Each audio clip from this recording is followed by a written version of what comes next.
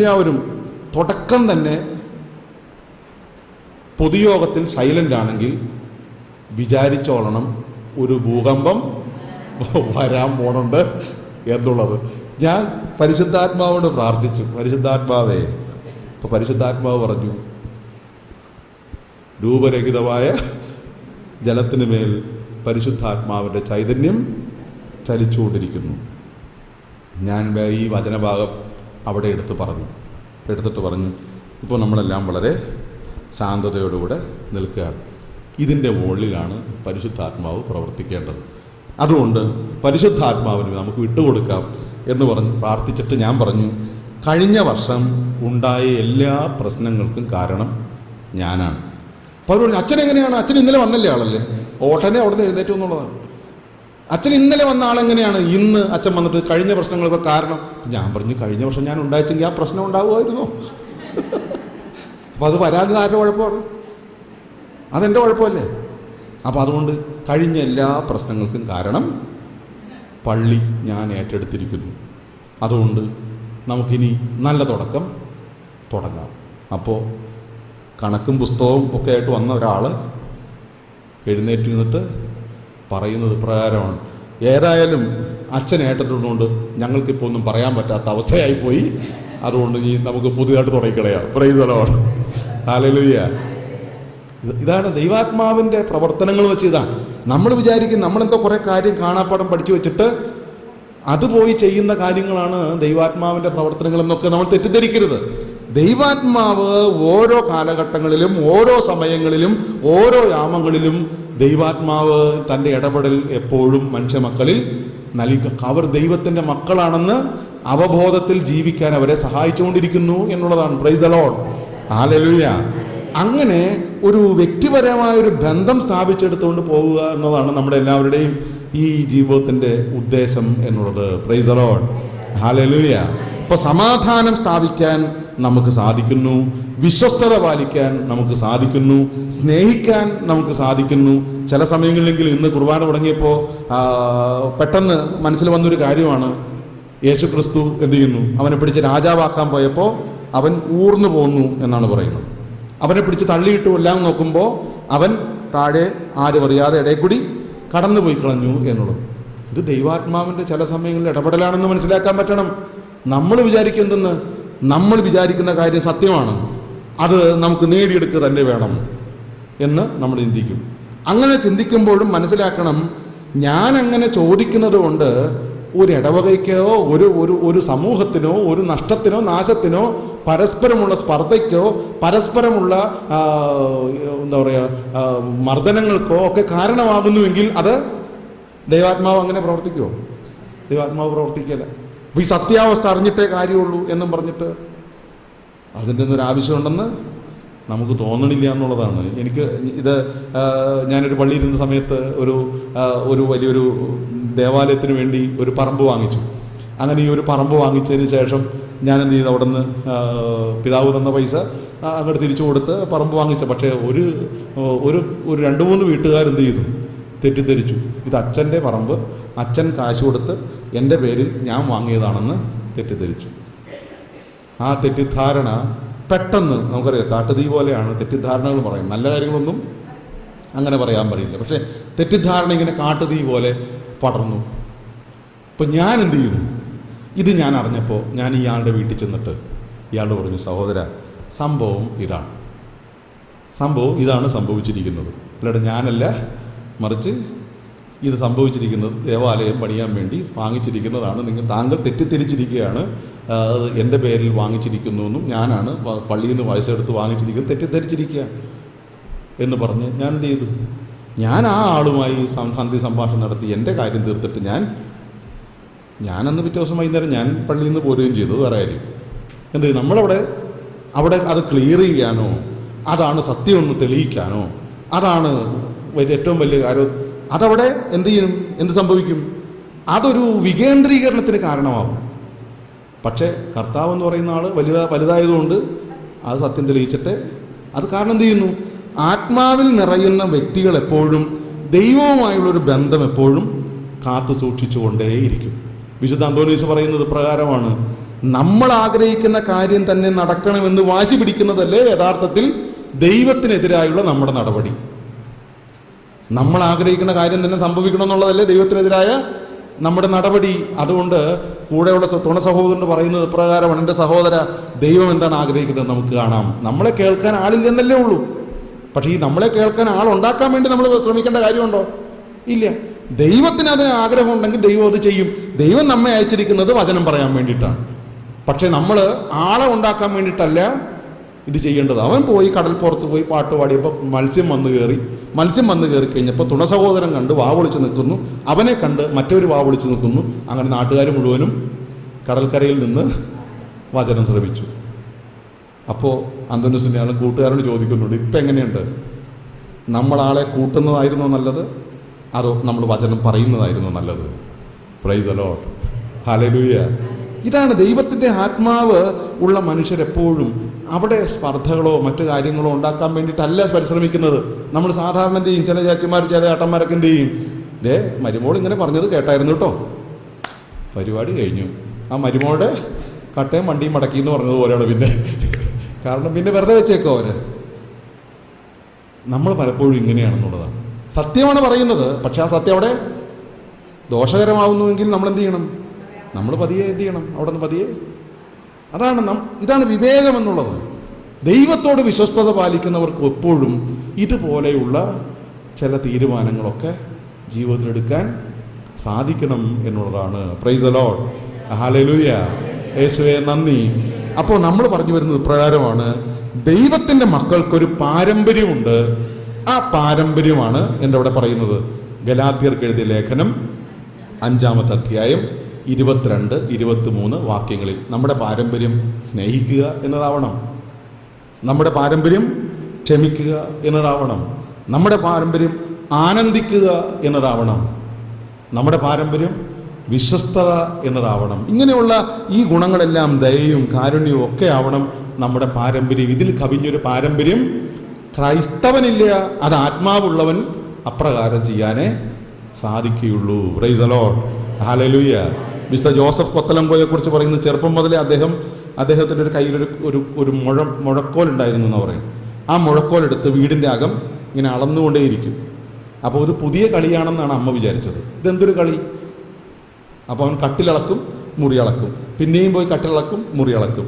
ഇതിങ്ങനെ കളിച്ച് വന്നപ്പോൾ ഇതെന്തൊരു കളിയാടാ എന്ന് ചോദിച്ചാൽ പറഞ്ഞു, ഈ മുറിയിൽ എത്ര കട്ടിലിടാം എന്നതിനെക്കുറിച്ചാണ് ഞാൻ അന്വേഷിച്ചുകൊണ്ടിരിക്കുന്നത് എന്ന് പറയും. അപ്പോൾ നീ എന്തിനാണ് ഇവിടെ ഇത്രമാത്രം കട്ടിലിടുന്നത്? നമ്മൾ ഇത്രയും പേരല്ലേ ഉള്ളൂ, നമുക്ക് ആവശ്യത്തിലധികം കട്ടിൽ അവിടെ ഇല്ലേ എന്നിരിക്കും പറയുന്നത്. വീടില്ലാത്ത എത്രയോ പേരാണ് പുറത്ത് കഴിയുന്നത്. ഇവൻ്റെ പരിശുദ്ധാത്മാവിൻ്റെ ഇടപെടൽ ഇവനെ എന്ത് ചെയ്യുന്നു? സ്നേഹിക്കാൻ പ്രേരിപ്പിച്ചപ്പോൾ തൻ്റെ വീട്ടിലുള്ള അപ്പനും അമ്മയെ പോലെ തന്നെയാണ് പുറത്ത് വസ്ത്രമില്ലാതെയും വീടില്ലാതെയും ഒക്കെ കിടക്കുന്നവർ എന്നും ബോധ്യപ്പെട്ടു. നമ്മൾ മനസ്സിലാക്കണം, ഇന്ന് ദരിദ്രരെ സഹായിക്കുന്ന എത്രയോ പേര്, കരിസ്മാറ്റിക് നവീകരണത്തിലൂടെ എത്രയോ പേര് എത്രയോ വലിയ വലിയ കാര്യങ്ങൾ ചെയ്തുകൊണ്ടിരിക്കുന്നു. കുഞ്ഞുങ്ങളെ എടുത്ത് വളർത്തുന്നു. ചില സിസ്റ്റേഴ്സ് മക്കൾക്ക് വേണ്ടി, അതായത് തെരുവിൽ ഉപേക്ഷിക്കപ്പെടുന്ന കുഞ്ഞുങ്ങൾക്ക് വേണ്ടി അവർ വാടകയ്ക്കെടുത്ത്, കെട്ടിടം വാടകയ്ക്കെടുത്ത് വാടകയുണ്ടാക്കി അവർ ഈ കുഞ്ഞുങ്ങളെ, സ്വന്തമല്ലാത്ത കുഞ്ഞുങ്ങളെ പോലും വളർത്തി പഠിപ്പിച്ച് വലുതാക്കിക്കൊണ്ടിരിക്കുന്നു. വ്യക്തികൾ അപ്രകാരം എന്ത് ചെയ്യുന്നു? ഭക്ഷണം പാചകം ചെയ്ത് എല്ലാവർക്കും കൊണ്ടേ കൊടുക്കുന്നു. ചില ആൾക്കാരൊക്കെ ഈ ഇവിടെ തോപ്പടിയിലൊക്കെ കാണാറുണ്ട്. ഇപ്രകാരം എന്ത് ചെയ്യുന്നു? ഈ വഴിയിൽ അണിഞ്ഞു കിടന്ന മക്കളെയൊക്കെ എന്ത് ചെയ്യുന്നു? മൊബൈൽ ബാത്റൂമും കൊണ്ട് എന്നിട്ട് അവരിങ്ങനെ ജടയും പിടിച്ച്, ജടാധാരകളായി ഇങ്ങനെ നിൽക്കുന്ന ആൾക്കാരെ പിടിച്ച് ഈ പറയുന്ന മൊബൈൽ ബാത്റൂമിൽ കയറ്റി, പിന്നെ അതിനുശേഷം പുറത്തേക്ക് ഇറങ്ങുമ്പോൾ അല്ല സുന്ദര കുട്ടപ്പനായിട്ടാണ് ബ്യൂട്ടി പാർലറിൽ എല്ലാം കഴിഞ്ഞിട്ടാണ് അവന്മാരെ ഇറക്കി പുറത്തേക്ക് വരുന്നത്. അപ്പോൾ നാട്ടുകാർ കണ്ടതുപോലെയാണ്. ഈ മനുഷ്യൻ എവിടെ? സെമിത്തേരിയിൽ പിശാചബാധിതനായി കിടന്ന മനുഷ്യനല്ലേ ഇത് എന്നൊരു തോന്നല് അവർക്കുണ്ടാവുന്നു. എന്ത്? യേശുക്രിസ്തു പിശാചിൽ നിന്ന് അവരെ മോചിപ്പിച്ചു. ഇത് കണ്ടിട്ട് മറ്റൊരു അത്ഭുതപ്പെടുകയാണ്, ഇവനായിരുന്നു അവൻ എന്നാണ്. അപ്പോൾ ഈ മൊബൈൽ ബാത്റൂമിൽ നിന്നൊക്കെ ഇറങ്ങി വന്ന ആൾക്കാരെ കണ്ടു കഴിയുമ്പോൾ നാട്ടുകാർ, ഇതിപ്പോൾ നല്ല സുന്ദരനാണല്ലോ, സുമുഖനാണല്ലോ, ഇത് എവിടെ ഇതുവരെയായിട്ട് ഇവനെ കണ്ടിട്ടില്ലല്ലോ. പിന്നെയാണ് അന്വേഷിച്ച് വരുമ്പോഴാണ് അവിടെ ജഡ ബാധിച്ച് വഴിയരികിലിരുന്ന മനുഷ്യനായിരുന്നു ഇവൻ. കാരണം എന്താണ്? പരിശുദ്ധാത്മാവ് വന്നു കഴിഞ്ഞപ്പോൾ സ്നേഹിക്കാൻ പ്രേരിപ്പിച്ചു, സ്നേഹിക്കാൻ, ദയ കാണിക്കാൻ പ്രേരിപ്പിച്ചു. അങ്ങനെ വന്നപ്പോൾ മനുഷ്യൻ മനുഷ്യക്കോലമായി മാറി. Praise the Lord, hallelujah. മൃഗതുല്യരായ മനുഷ്യരെ മനുഷ്യക്കോലമാക്കാൻ പരിശുദ്ധാത്മാവ് നമ്മുടെ ഉള്ളിൽ ഇടപെടുന്നതാണ്. നമ്മൾ മനസ്സിലാക്കണം, നമ്മുടെ കൂടെയുള്ള ഇതുപോലെ മൃഗസ്വഭാവമുള്ള എത്രയോ മക്കൾ നമ്മുടെ കൂടെ ഉണ്ട്. എത്രയോ മക്കൾ ചിലപ്പോൾ മദ്യപാനത്തിനാവാം, ചിലപ്പോൾ പുകവലിക്കാവാം, ചിലപ്പോൾ ഇതുപോലെയുള്ള പല പല അടിമത്തങ്ങൾക്ക് വീണുപോയ മക്കളുണ്ടാവും. ഇവരൊക്കെ മൃഗതുല്യരായിട്ട് ജീവിക്കുന്നവരാണ്. ഈ മൃഗതുല്യരായിട്ടുള്ള മക്കളെ സ്നേഹത്താൽ ഇങ്ങനെ മനുഷ്യരാക്കി മാറ്റാൻ, അതുകൊണ്ടാണല്ലോ വിശുദ്ധ നമ്മുടെ ജോൺ പോൾ രണ്ടാമൻ മാർപ്പാപ്പൊക്കെ വെടിവെച്ചവനെ പോലും എന്ത് ചെയ്യുന്നു, അവൻ ആ സമയം അവൻ മുസ്ലിം ഭ്രാന്ത് പിടിച്ചവനായിരുന്നു. ഈ മുസ്ലിം ഭ്രാന്ത് പിടിച്ച അവൻ ഒരു മൃഗതുല്യനായിരുന്നു. മൃഗതുല്യനായ മനുഷ്യനെ സ്നേഹത്തോടുകൂടെ പോയി കെട്ടിപ്പിടിക്കുക എന്നൊക്കെ പറഞ്ഞാൽ നിസ്സാര കാര്യമാണോ അത്? അതോടെ അവൻ ഈ മൃഗഭ്രാന്ത് എന്ന് വെച്ചാൽ ഈ പറയുന്ന മതഭ്രാന്ത് മാറി അവസാനം അവൻ മനുഷ്യരെ പിടിക്കുന്നവനായി മാറ്റപ്പെട്ടു. ഈ കെട്ടിപ്പിടിച്ചവനോ വിശുദ്ധനായി മാറ്റപ്പെട്ടു. Praise the Lord, hallelujah. യേശുവേ നന്ദി, യേശുവേ ആരാധന. ഇതാണ് നമ്മൾ മനസ്സിലാക്കേണ്ടത്. പരിശുദ്ധാത്മാവിൻ്റെ ഇടപെടൽ ഒരു പാരമ്പര്യം നമ്മളെ ഓർമ്മപ്പെടുത്തുന്നതാണ്. ലൂക്കായുടെ സുവിശേഷം 19-ാമത്തെ അധ്യായം വായിച്ചാൽ സക്കേവൂസ് ഇരിക്കുന്നത് മരക്കൊമ്പിലാണ്.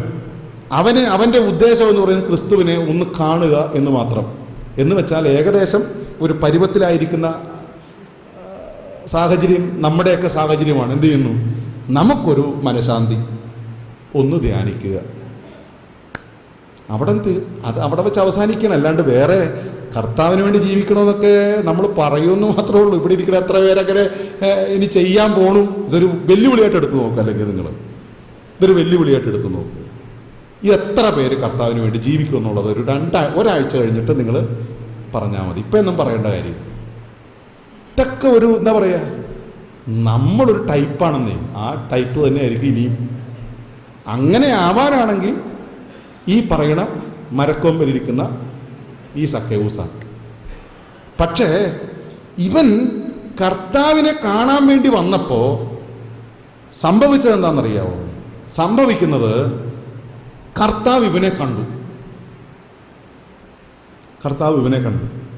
അതായത് ഇപ്പോൾ നല്ല ഹൈറ്റും വെയിറ്റും ഉള്ള പദവിയിലിരിക്കുന്ന ഒരാളെ കാണാൻ വേണ്ടി ചെന്നപ്പോൾ ചില പിള്ളേർ പറയാറുണ്ട്, അച്ഛാ അബ്ദുൽ കലാമിനെ കാണാൻ ആഗ്രഹിച്ചിട്ടാണ് ആ പറയുന്ന ആ കൊമ്പിൻ്റെയും കോലിൻ്റെ ഇടയിൽ കിടന്ന് ഞെരുങ്ങി അമർന്നത്.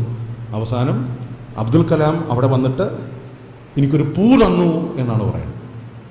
എനിക്കൊരു പൂ. അപ്പോൾ എന്തായി? സംഭവം മാറി. പിന്നെ അവൻ ജീവിതത്തിൽ ഈ അബ്ദുൽ കലാമിനെ മറക്കും. അവനെക്കുറിച്ച് നല്ലതല്ലേ പറയൂ. ഇതാണ് സംഭവിച്ചത്. നമ്മുടെ മുമ്പിൽ കർത്താവ് വന്ന് വിളിച്ചാലും നമുക്കെന്തൊരു കുഴപ്പമുണ്ട്? എന്താണ്? നമ്മളാണ് കാണാൻ വന്നേക്കണത്. എന്തിനാ പിന്നെ നമ്മളെ കർത്താവ്? ഇവിടെയാണ് ഈ സംഭവം തെളിഞ്ഞു കിടക്കുന്നത്. എന്ത്? നമ്മൾ കർത്താവിനെ കാണാൻ വേണ്ടി വന്നിരിക്കുകയാണ്. ആ കർത്താവ് എന്തിനാ നമ്മളെ കാണണേ എന്നാണ്. അങ്ങനെ കാണാൻ നമ്മളൊട്ടും ആഗ്രഹിക്കണില്ല, ആഗ്രഹിച്ചിട്ടുമില്ല, ആഗ്രഹിച്ചിട്ട് വന്നതുമല്ല. ആഗ്രഹിച്ചു വന്നതാണോ എന്ന് വെച്ചാൽ അല്ല. എത്രയോ ധ്യാനങ്ങൾ ഇതുപോലെ കർത്താവ് നമ്മളെ കണ്ടിട്ടുണ്ട്. എന്നിട്ട് നമ്മൾ എന്ത് ചെയ്തു? കാണണ്ട എന്ന് പറഞ്ഞ് നമ്മൾ കണ്ണടച്ച് കളഞ്ഞതെന്ന് മാത്രമേ ഉള്ളൂ. ഇതാണ് സംഭവിച്ചിരിക്കണേ. ഇതിൽ നിന്നൊരു മാറ്റം നമുക്ക് വേണം. പരിശുദ്ധാത്മാവിൻ്റെ ഇടപെടൽ എന്ന് വെച്ചാൽ ഇതാണ്. ദൈവത്തെ കാണാൻ വന്ന മനുഷ്യൻ, ദൈവം അവനെ കണ്ട് അവനെ വിളിച്ചു. അവനെ വിളിക്കുമ്പോൾ കർത്താവിനെ കുറ്റം പറയാൻ കുറേ ആൾക്കാർ വേറെ അവിടെ നിൽപ്പുണ്ട്.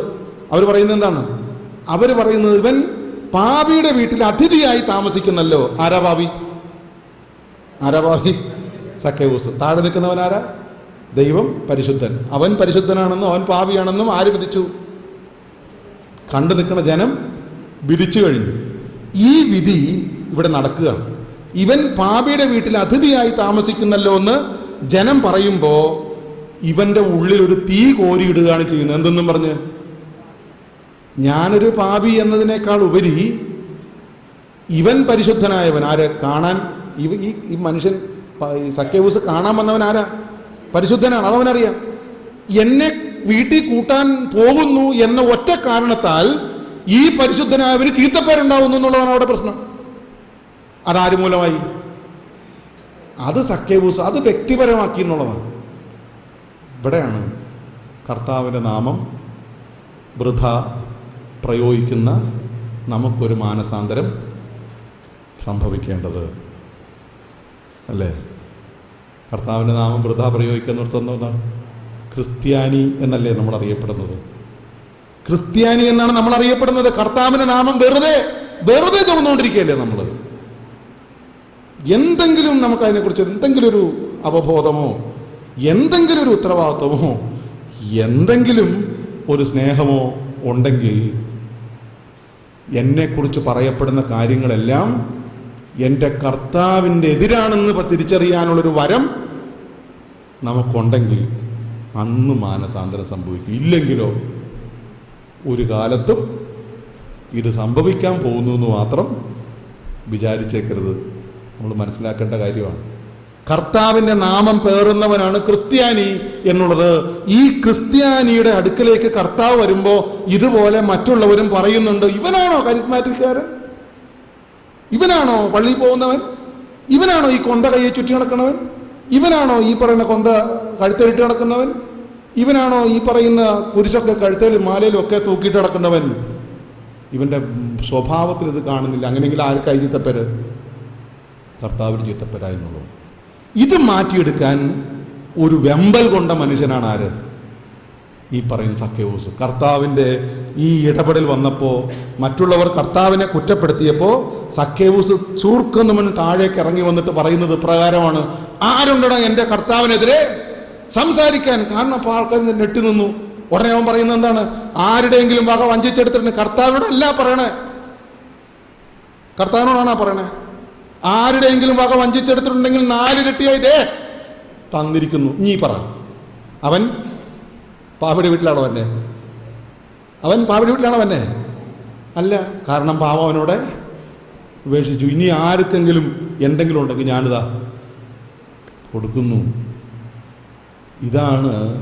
ഇതാണ് മാനസാന്തരം. ഇതാണ് വ്യക്തിപരമായ ദൈവാനുഭവം. പരിശുദ്ധാത്മാവ് നിറഞ്ഞ മനുഷ്യൻ്റെ പ്രവർത്തനം.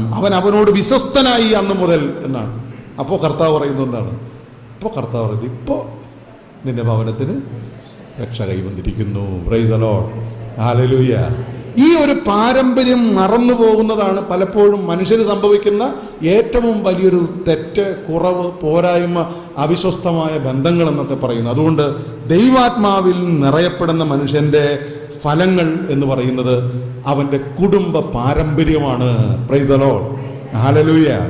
ദൈവം പിതാവായിരിക്കുന്നവൻ്റെ മകൻ്റെയും മകളുടെയും പാരമ്പര്യ ഗുണമാണ് പരിശുദ്ധാത്മാവിൻ്റെ ഫലങ്ങൾ എല്ലാം. ഇനി അവൻ എന്തുണ്ടാവണം? ഇനി ഒരു മഹത്വം കൂടി ഉണ്ടാവണം. കുടുംബ മഹിമ എന്ന് വെച്ചാൽ അർത്ഥം എന്താണ്? നമ്മൾ പറയല്ലേ, ആട്ടിത്തമുള്ളതാണ് ഞങ്ങളുടെ കുടുംബം. അതെ, അതിപുരാതന അല്ലേ? ചില ആൾക്കാർ പറയും, എന്ത് പറയും, ഞങ്ങളുടെ കുടുംബം അങ്ങനെ ആപ്പ ഉപ്പ കുടുംബങ്ങളൊന്നും അല്ല. അവനെ തന്നെ പറയുകയാണ് എന്തെന്ന്? മോശപ്പെട്ട കുടുംബമാണെന്ന്. ഞങ്ങളുടെ കുടുംബം അതിപുരാതന അല്ലേ? ആപ്പൂപ്പ എന്ന് ചേർത്ത് എന്താ? അതിപുരാതന ഉന്നത പാരമ്പര്യം ഉള്ളത്. അപ്പൊ ആപ്പ ഊപ്പ കുടുംബം അല്ല എന്ന് വെച്ചാൽ എന്താണ്? അതിപുരാതനമല്ല, ഉന്നത പാരമ്പര്യവും ഞങ്ങൾക്കില്ല എന്നല്ലേ അർത്ഥം? മനസ്സിലായില്ലേ? അപ്പൊ ഞങ്ങളുടെ കുടുംബം ആപ്പ ഊപ്പ കുടുംബമല്ല എന്ന് വെച്ചാൽ അർത്ഥം അങ്ങനെ പറയണം, ഞങ്ങളുടെ കുടുംബം ആപ്പ ഊപ്പ കുടുംബമാണെന്ന് പറയണം. കാരണം അതിപുരാതന ഉന്നത പാരമ്പര്യമുള്ളതാണ്, വെറുതെ ഉള്ള കുടുംബമല്ല. അതുകൊണ്ട് നമ്മളൊക്കെ തെറ്റിദ്ധരിച്ചിരിക്കുന്നതാണ്. ഈ ആപ്പ ഉപ്പ എന്നൊക്കെ പറഞ്ഞാൽ എന്തോ വൃത്തികേടാണെന്നാണ് നമ്മൾ വിചാരിച്ചിരിക്കുന്നത്. പഴയ പുസ്തകം വായിച്ച് നോക്ക്, എന്ത് നൊവേന പുസ്തകമോ മാസവണക്ക പുസ്തകമോ, അവിടെയൊക്കെ ഇങ്ങനെ ഇതാ പറയുന്നത് എന്തെന്ന്? ഈ 2-3 വാക്കേ അവിടെ ഉണ്ടാവുള്ളൂ. എന്നതായിക്കോളൂ അല്ലേ? എന്നതാണ്? അതെ, ഇവിടെ പറയുന്നത് ഹാനി മൂസ. ഇങ്ങനെ ഓരോരോ അക്ഷരങ്ങളുണ്ട്. പക്ഷെ അതിൻ്റെ അർത്ഥം എന്താണ്? ഭയങ്കര അർത്ഥങ്ങളാണ് പലപ്പോഴും അല്ലേ? നമ്മൾ മനസ്സിലാക്കണം, ഇത് നമ്മുടെ പാരമ്പര്യമാണ്. എന്ത്? മഹത്വത്തിൻ്റെ പാരമ്പര്യമുള്ള മക്കളാണ് നാം ഓരോരുത്തരും. ഈ മഹത്വത്തിൻ്റെ പാരമ്പര്യമാണ് വരങ്ങൾ, ദാനങ്ങൾ എന്ന് വെച്ചാൽ. ഇത് അവബോധം വേണ്ടേ ഇതിനെക്കുറിച്ച്? നമുക്ക് രോഗസൗഖ്യപരം എന്ന് വെച്ചാൽ അത് കുടുംബ പാരമ്പര്യമായിട്ട് അത് കുടുംബ മഹിമയായിട്ട് നമുക്ക് കിട്ടിയിരിക്കുന്നതാണ്. ദൈവത്തിൻ്റെ മക്കൾക്ക് അതുണ്ടാവും എന്ന് വചനം നമ്മെ ഓർമ്മപ്പെടുത്തുന്നുണ്ട്. അവസാനം വരെ ഞാൻ നിങ്ങളോടൊപ്പം ഉണ്ടാവും, കാരണം നിങ്ങൾ ദൈവത്തിൻ്റെ മക്കളാണ് എന്നുള്ളതാണ്. Price the Lord, hallelujah. അതുകൊണ്ട് നമുക്ക് നമ്മുടെ ഉള്ളിലുണ്ടാവണം കർത്താവിൻ്റെ വരദാനങ്ങൾ എൻ്റെ കുടുംബ മഹത്വമാണ്, മാഹാത്മ്യമാണ്. ഇതില്ലാതെ പോകുന്നത് എനിക്ക് ദോഷമാണ്, ഇല്ലായ്മയുമാണ്. അപ്പം അതുകൊണ്ട് എൻ്റെ യഥാർത്ഥ പാരമ്പര്യത്തിലും മഹത്വത്തിലും മഹിമയിലും ജീവിക്കാൻ ദൈവമേ എന്നെ അനുഗ്രഹിക്കണമേ എന്നാണ് നമ്മൾ പ്രാർത്ഥിക്കേണ്ടത്. അതുകൊണ്ടാണ് എന്ത് ചെയ്യുന്നത്, പ്രാർത്ഥനാ ഗ്രൂപ്പിലൊക്കെ ഇത് നമുക്ക് അനുഭവപ്പെടാൻ സാധിക്കണം. ഇടവകയെ ശക്തിപ്പെടുത്താൻ നമുക്ക് സാധിക്കണം. നമ്മുടെ ഇടവക പ്രാർത്ഥനാ ഗ്രൂപ്പിനെയാണ് നമ്മൾ വളർത്തിക്കൊണ്ടുവരേണ്ടത്. നമുക്ക് എളുപ്പമാണ് ഇതുപോലെയുള്ള സെൻ്ററുകളിൽ, എമ്മാവൂസിൽ വന്ന് പ്രാർത്ഥിക്കാൻ എളുപ്പമാണ്, ധ്യാന കേന്ദ്രങ്ങളിൽ പോയി പ്രാർത്ഥിക്കാൻ എളുപ്പമാണ്, അവിടെ പോയി നമുക്ക് ശുശ്രൂഷ ചെയ്യാൻ നമുക്ക് എളുപ്പമാണ്. കാരണം എല്ലാം സജ്ജീകരിക്കപ്പെട്ടിരിക്കുകയാണെന്നുള്ളതാണ്. എല്ലാം സജ്ജീകരിക്കപ്പെട്ടിരിക്കുന്നു. നമുക്ക് എളുപ്പമാണ്. ഇപ്പോൾ ഒരു ധ്യാന കേന്ദ്രത്തിൽ പോയി അവിടെയുള്ള ഹാളെല്ലാം അടിച്ച് വൃത്തിയാക്കുക എന്നുള്ളത് നമുക്ക് എളുപ്പമുള്ള കാര്യമാണ്. പക്ഷേ വീട്ടിൽ വലിച്ചു വാരിയിട്ടിരിക്കുന്ന ആ വസ്ത്രങ്ങളൊന്ന് അലക്കി തേച്ച് മടക്കി വെക്കണം. ഞാൻ മാത്രമേ എനിക്ക് മാത്രമേ അവിടെ കാണാൻ പറ്റുള്ളൂ. ഇവിടെ അങ്ങനെയല്ല. ഞാൻ അടിക്കുമ്പോൾ ഈശോ മറിയ ഔസേപ്പേ, അപ്പോൾ മറ്റുള്ളവരെന്ത് ചെയ്യും? എന്തൊരു വിശ്വാസിയാണ് അത്, കണ്ടില്ലേ, ഓരോ വീശുമ്പോഴും ഈശോ മറിയ ഔസേപ്പേ. ഇതാണ് ഒരു ദർശന സുഖമുണ്ട് അവിടെ. എന്ത് സുഖം? ദർശന സുഖം. ആ ദർശന സുഖം എവിടെയില്ല? വീട്ടിലില്ല. അവിടെ കർത്താവ് മാത്രമേ കാണുന്നുള്ളൂ. കർത്താവ് കണ്ടിട്ട് ഇപ്പം ആര്? ഇതാണ് ഈ പ്രശ്നം. സജ്ജീകൃതമായ സ്ഥലങ്ങളിൽ പോയി നമുക്ക് ശുശ്രൂഷ ചെയ്യാൻ വളരെ എളുപ്പമാണ്, സന്തോഷവുമാണ്. കാരണം 4 ആള് കാണും. അവിടെ ഏത് പട്ടിക്കളി കാണാനൊന്നും അറിയില്ല, സാധാരണ ഒരാളും കാണുകയില്ല. പക്ഷെ ഇടവക ശോഷിച്ചു പോകാൻ കാരണം ഇതുപോലെ ചിന്തിക്കുന്ന വ്യക്തികളാണെന്നുള്ളതാണ്. നമുക്ക് കഴിയണം നമ്മുടെ ഇടവകയെ, നമ്മുടെ കുടുംബത്തെ, അവിടെയാണ് നമ്മൾ ജീവിച്ച് കാണിക്കേണ്ടത്, ജീവിച്ച് കൊടുക്കേണ്ടത് അവിടെ തന്നെ, അല്ലാതെ വേറെ ഒരു സ്ഥലത്തെ അല്ല. എല്ലായിടത്തും പോകണ്ടെന്നല്ല, എല്ലായിടത്തും പോകണം, എല്ലായിടത്തും നമ്മുടെ ശുശ്രൂഷ വേണം, എല്ലായിടത്തും നമ്മുടെ കൈയെത്തണം, നമ്മുടെ കാലെത്തണം. പക്ഷെ കുടുംബം മറന്നു പോകരുത്, ഒറ്റ കാര്യം മാത്രമേ. കാരണം വിശ്വസ്തത എന്ന് വെച്ചാൽ ഇവിടെ ആവശ്യമാണ് എന്ന് മനസ്സിലാക്കണം. ദൈവത്തോടുള്ള വിശ്വസ്തത എന്നെ പ്രേരിപ്പിക്കുന്നു. വിശുദ്ധ പൗലോസ് അപ്പോസ്തലൻ പറയുന്നത് പ്രകാരമാണ്. ദൈവത്തോടുള്ള വിശ്വസ്തത എന്നെ പ്രേരിപ്പിക്കുന്നു നിങ്ങൾക്ക് നല്ല കാര്യങ്ങൾ ചെയ്യാൻ. Price the Lord, hallelujah. യേശുവേ നന്ദി, യേശുവേ ആരാധന. ഈ ഒരു മഹത്വമാണ് നമ്മൾ നമ്മുടെ വരങ്ങളിലൂടെയും ദാനങ്ങളിലൂടെയും, അല്ലേ, നമ്മൾ പറയും ജ്ഞാനവും ബുദ്ധി ആലോചന. അറിയോ, ഞങ്ങൾ ചെറുപ്പത്തിലെ പഠിച്ചൊരു പാട്ടുണ്ട്, ജ്ഞാനവും ബുദ്ധിയും ആലോചന അറിവും നന്മയും ദൈവഭക്തിയും ഞങ്ങളിൽ നിറഞ്ഞിടാൻ, ദൈവഭയത്തിൽ ഞങ്ങൾ വളർന്നിടാൻ സാദരം കനിയണമേ. Price the Lord, hallelujah. നമ്മുടെ മഹത്വം എന്ന് വെച്ച് ഇതാണ്. ജ്ഞാനമുണ്ടാവണം, ഏതൊരു പ്രവൃത്തിയിലും അറിവുണ്ടാവണം. നമുക്ക് ഈ ബുദ്ധിയിലും അറിവിലും ഒക്കെ പരിശുദ്ധാത്മാവ് നമ്മെ സഹായിച്ചുകൊണ്ടിരിക്കും. ഇതിനോടുള്ള ബന്ധം എന്ന് വെച്ചാൽ എൻ്റെ കുടുംബ മഹിമയാണ്. അത് നഷ്ടപ്പെടുത്താതിരിക്കുക എന്നുള്ളതാണ് എൻ്റെ കർത്താവിൽ നിന്ന് ആഗ്രഹിക്കുന്നത്. ഇത് കണ്ടെത്താൻ കഴിഞ്ഞു എന്നുള്ളതാണ് അപ്പോസ്തലന്മാരുടെ പ്രവർത്തനങ്ങളിൽ നാം കാണുന്നത്. അവർ പറഞ്ഞു എന്തെന്ന്? അവർ ജീവിച്ചു, അവരോട് കർത്താവ് സഹകരിച്ചു. Price the Lord, hallelujah. അപ്പം അതുകൊണ്ടൊരു ജീവിതമാവട്ടെ എന്ന് പ്രത്യേകം പ്രാർത്ഥിച്ചുകൊണ്ട് നമുക്കൊന്ന് കർത്താവിനെ സ്തുതിക്കാം. Hallelujah, hallelujah. യേശുവേ സ്തോത്രം കർത്താവേ, നന്ദി. ഈശോയെ ആരാധന, നിന്നെ മഹത്വപ്പെടുത്തുന്ന കർത്താവേ. ഈശോയെ നന്ദി, ദൈവമേ ആരാധന. Hallelujah, hallelujah, hallelujah. ആത്മാവേ, പാവനാത്മാവേ, അവിടുന്ന് ഞങ്ങളിൽ നിറയണമേ. ആഗ്രഹത്തോടെ ആത്മാവേ, പാവനാത്മാവേ, അവിടുന്ന് ഞങ്ങളിൽ നിറയണമേ. നമുക്ക് സ്തുതിക്കാം. ഹല്ലേലൂയ.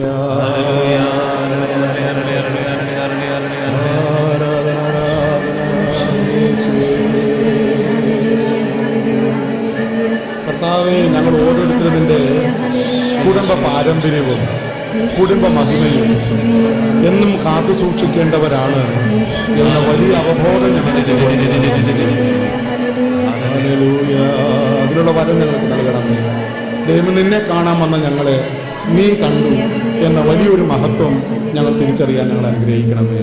യേശുവേ, ഞങ്ങൾ നിന്റെ മക്കളാണെന്ന്, നിന്റെ മകളുമാണെന്ന് ദൈവമേ ഉറച്ചു വിശ്വസിച്ചുകൊണ്ട് കർത്താവ് ഇന്ന് ഈ ദിവ്യകാരണത്തിൽ പങ്കെടുക്കാൻ പോലും ഞങ്ങളെ യോഗ്യരാക്കുന്നത് ഞങ്ങൾ മാമോദീസ സ്വീകരിച്ചിരിക്കുന്നു എന്ന വലിയ പൗരോഹിത്യത്തിൽ ഞങ്ങൾ പങ്കുപറ്റിയിരിക്കുന്നു എന്നതുകൊണ്ടാണ്. യേശുവേ, നിന്റെ മഹത്വം ഞങ്ങളിലുണ്ട്.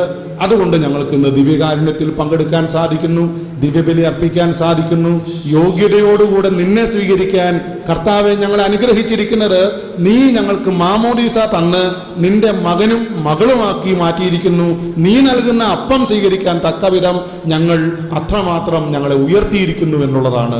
ഈ ഒരു അവബോധം ഞങ്ങളുടെ അനുദിന ജീവിതത്തിൽ എന്നും നിറഞ്ഞു നിൽക്കാൻ കർത്താവെ ഞങ്ങളെ അനുഗ്രഹിക്കണമേ എന്ന് പ്രാർത്ഥിച്ചുകൊണ്ട് കരങ്ങളൊന്ന് ഉയർത്തി ശക്തമായി കർത്താവിനെ സ്തുതിച്ച് മഹത്വപ്പെടുത്തുക.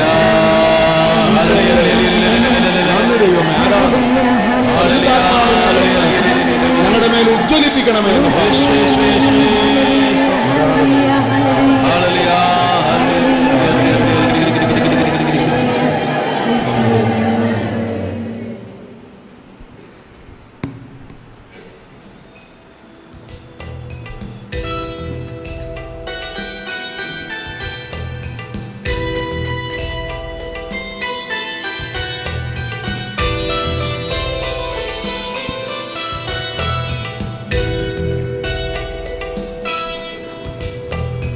ഇസ്രായേലിൻ നായക, എന്റെ നല്ല ദൈവമേ, കാഴ്ചയായി ഞാനേകുന്നു എന്നെയോ നിൻ സർവവും നിന്റെ മുൻപിലായി സ്വീകരിക്കണമേ പ്രഭോ.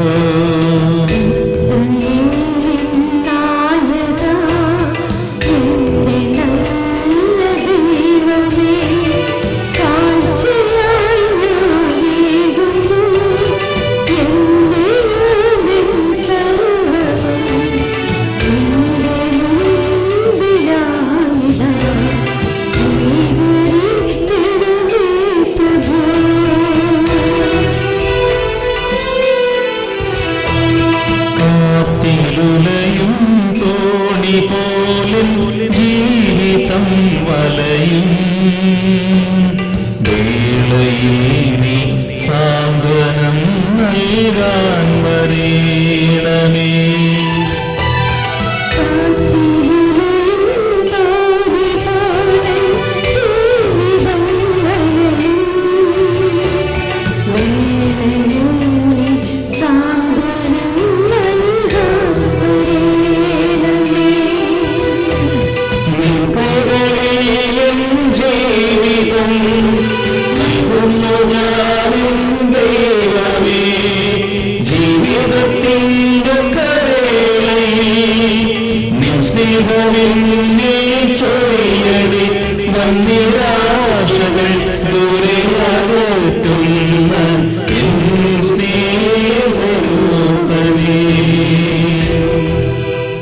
പ്രിയ സഹോദരരെ, എൻ്റെയും നിങ്ങളുടെയും ബലി സർവശക്തനും പിതാവുമായ ദൈവത്തിന് സ്വീകാര്യമാകുവാൻ വേണ്ടി പ്രാർത്ഥിക്കുവിൻ. കർത്താവ് തന്റെ നാമത്തിന്റെ സ്തുതിക്കും മഹിമയ്ക്കും നമ്മുടെയും സമസ്ത സഭയുടെ നന്മയ്ക്കുമായി അങ്ങയുടെ കരങ്ങളിൽ നിന്ന് ഈ ബലി സ്വീകരിക്കുമാറാകട്ടെ. സർവശക്തനായ ദൈവമേ, ഞങ്ങൾ അർപ്പിക്കുന്ന ഈ കാഴ്ചദ്രവ്യങ്ങൾ പവിത്രീകരിക്കുകയും പരിശുദ്ധാത്മാവിൻ്റെ പ്രകാശനത്താൽ ഞങ്ങളുടെ ഹൃദയങ്ങൾ സംശുദ്ധമാക്കുകയും ചെയ്യണമേ. കർത്താവായ ക്രിസ്തു വഴി ഞങ്ങൾ സമർപ്പിക്കുന്ന പ്രാർത്ഥന കേട്ടരുളണമേ. കർത്താവ് നിങ്ങളോട് കൂടെ. ഹൃദയം കർത്താവിലേക്ക് ഉയർത്തുവിൻ.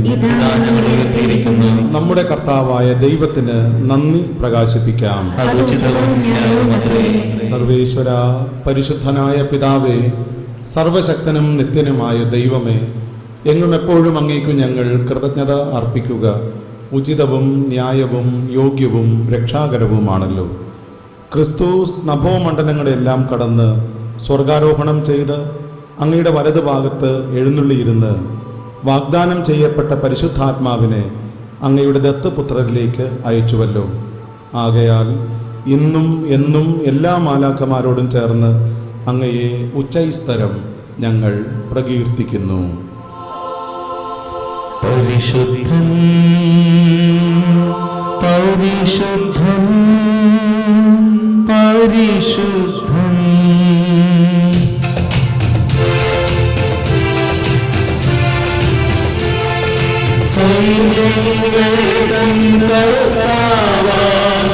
ദൈവം പരിശുദ്ധൻ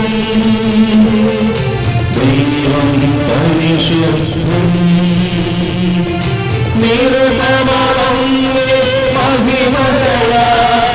നിറഞ്ഞു മഹിയും വിണ്ണുരവും ഹോസാന ഹോസാന അത്യുന്നതങ്ങളിൽ ഹോസാന.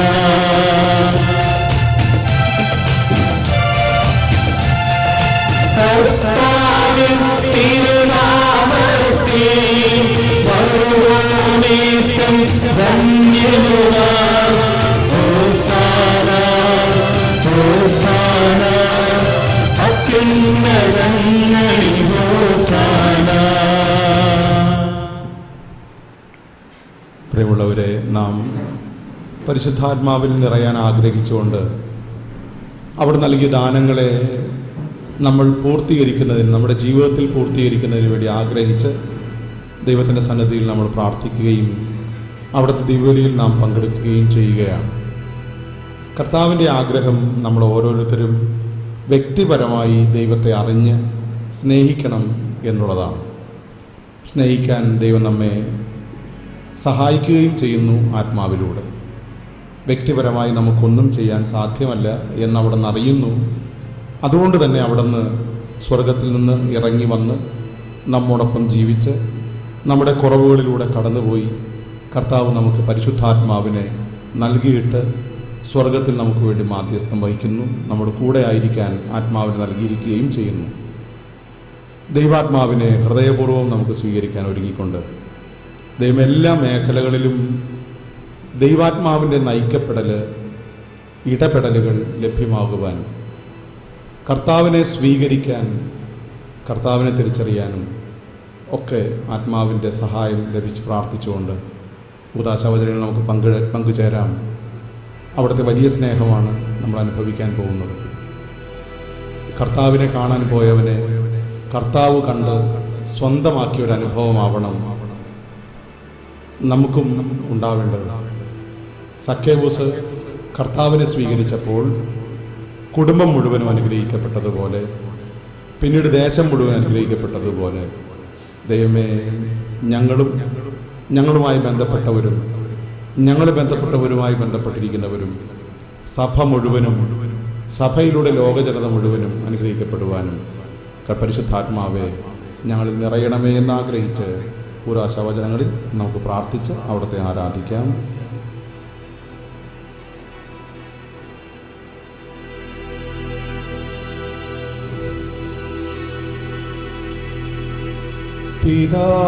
പിതാവേ, അങ്ങ് പരമപരിശുദ്ധനാകുന്നു. സർവവിശുദ്ധി തന്നുറവിടവും അങ്ങു തന്നെ. ആകയാൽ അങ്ങയുടെ പരിശുദ്ധാത്മാവു വഴി ഈ കാണിക്കകൾ പവിത്രമാക്കണമേ. ഇവ ഞങ്ങളുടെ കർത്താവായ യേശുക്രിസ്തുവിൻ്റെ തിരുശരീരവും തിരുരക്തവുമായി മാറ്റുവാൻ കനിയേണമേ. ക്രിസ്തുനാഥൻ പീഡാസഹനത്തിന് സ്വയമേൽപ്പിച്ചു കൊടുത്ത രാത്രിയിൽ പാവനമായ തൃക്കരങ്ങളിൽ അപ്പമെടുത്ത് അങ്ങേക്ക് കൃതജ്ഞതാ സ്തോത്രം ചൊല്ലി ശിഷ്യന്മാർക്കു കൊടുത്തുകൊണ്ട് കൽപ്പിച്ചരുളി. എല്ലാവരും ഇത് വാങ്ങി ഭക്ഷിക്കുവിൻ. ഇത് എൻ്റെ ശരീരം ആകുന്നു, നിങ്ങൾക്ക് വേണ്ടി അർപ്പിക്കുവാനിരിക്കുന്ന എൻ്റെ ശരീരം.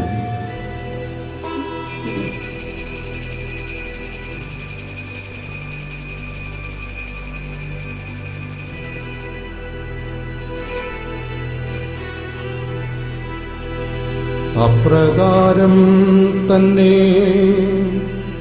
അത്താഴം കഴിഞ്ഞ് പാനപാത്രമെടുത്ത് അങ്ങേക്ക് കൃതജ്ഞതാ സ്തോത്രം ചൊല്ലി ശിഷ്യന്മാർക്കു കൊടുത്തുകൊണ്ട് കൽപ്പിച്ചരുളി.